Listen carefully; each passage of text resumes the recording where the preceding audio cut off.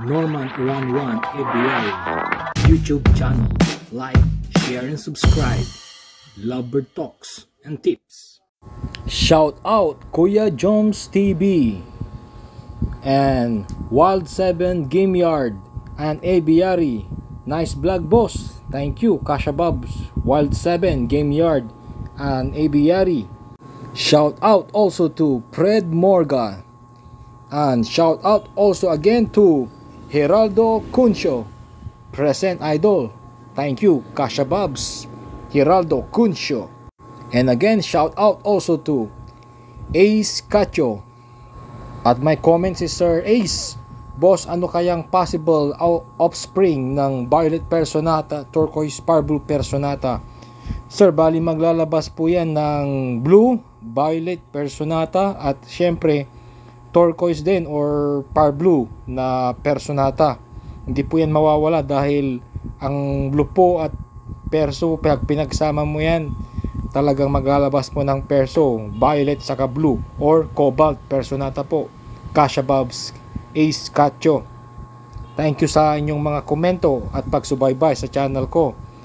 At ang topic po natin ngayon ay yung mga offspring po ng aking munting ibunan. Ito po ay isang Lutino na nag-iisa po. Napansin ko medyo nagkaka-splay legs po siya, kaya nilagyan ko na po siya ng masking tape. Ayan po siya. At yung mata niya medyo may dungis. Pasensya na kung hindi po magandang presentasyon ko dito sa Lutino lovebirds, mga Kasha Bobs, dahil minadali ko lang po dahil gutom na rin po ito. Wala pong laman yung kanyang butchi.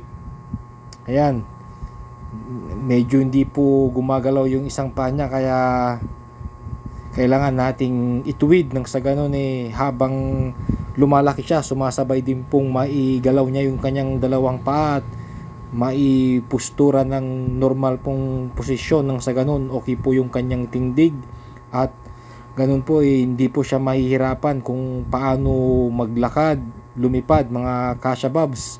Saka magandang idea rin po itong sinusubaybayan natin yung mga inakay natin sa kanilang kondisyon nang sa ganun maiwasan po ang splay legs.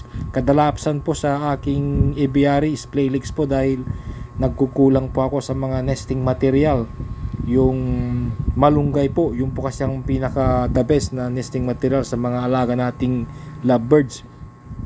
Yung iba naman yung binibili pong parang yung shredded na wood, pwede po yun, kaso maselan po yung sa akin yung mga alaga kong ibon, medyo ayaw po nila yun.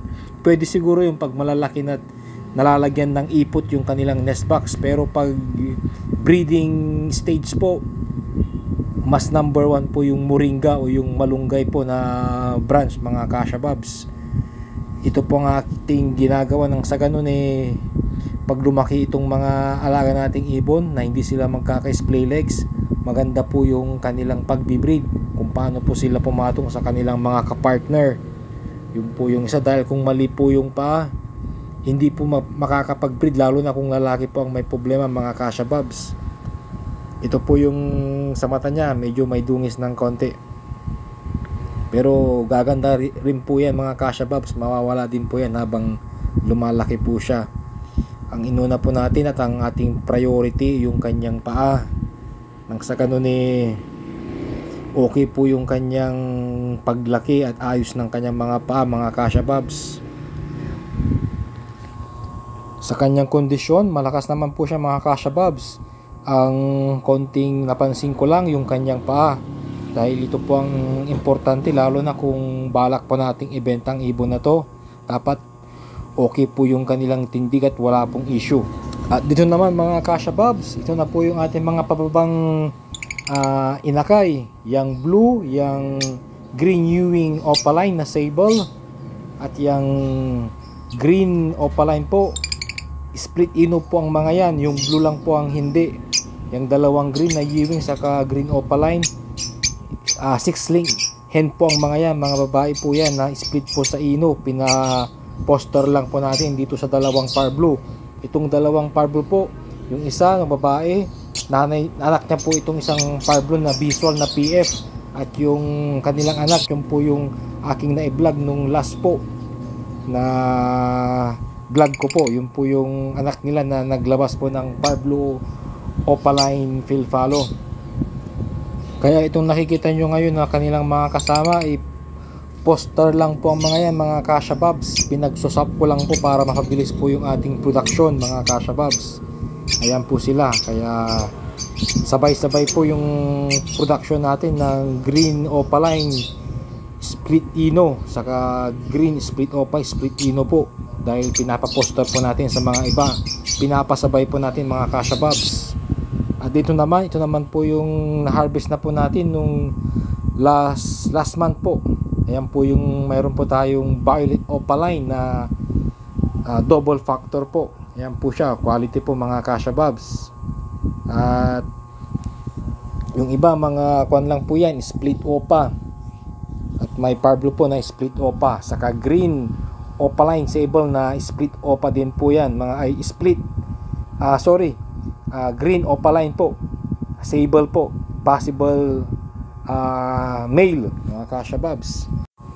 At kung nagustuhan mo ang vlog kong ito, pa-thumbs up.